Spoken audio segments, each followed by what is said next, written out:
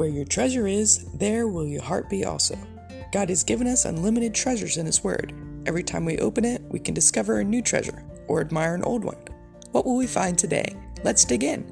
Here's Carla Early with Treasure Hunt in the Word.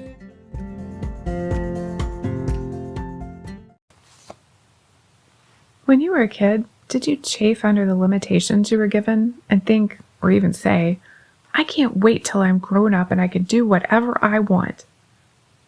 But when we grow up, we realize we still have limitations. And there's some of the same limitations we had as a child. And if we didn't learn self-control when we were young, we could get into a whole lot more trouble when we're older. If we've learned self-discipline and submission, we still have temptations. But usually we realize that the benefits of resisting temptation outweigh the negative consequences we would receive if we gave in. At least that's the idea of maturing into a responsible adult. I think sometimes we look at Jesus much like a child looks at an adult, thinking he could do whatever he wanted, and after he proved to Satan that he wasn't going to give in to his temptation back in Luke 4, he wasn't tempted after that. However, at the end of Luke's account of Jesus' temptation, it says, Now when the devil had ended every temptation, he departed from him until a more opportune time. Some translations say for a season, or until the next opportunity came. And knowing Satan as we do, we can be sure it didn't take him too long to find an opportunity.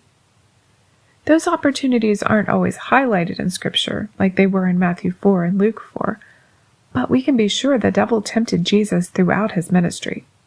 Don't you think Jesus was tempted to lose his temper at the disciples when they were so slow to understand him? Or at his followers who left him when things got a little difficult? Or at the Pharisees who kept trying to trap him?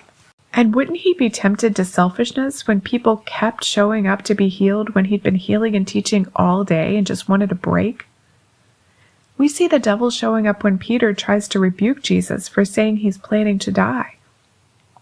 Jesus replies, Get behind me, Satan.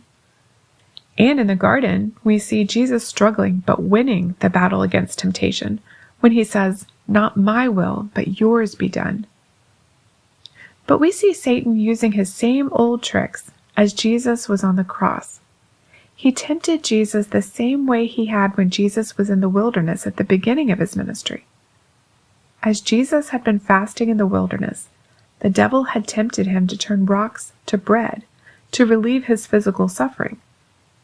Then Satan tried to get Jesus to do a big public miracle to get everyone to believe, jump off the pinnacle of the temple. Then he promised Jesus all the kingdoms and their glory if Jesus would bow to him. All those temptations Satan rolled into one when he used the thieves being crucified with Jesus and the chief priests, scribes, and elders to tempt Jesus. They said, If you're the Son of God, come down from the cross. In other words, relieve your physical suffering. He saved others, himself he cannot save. If he's the King of Israel, let him come down from the cross. In other words, do a big public miracle, and we will believe him. They said, He trusted in God, let him deliver him now.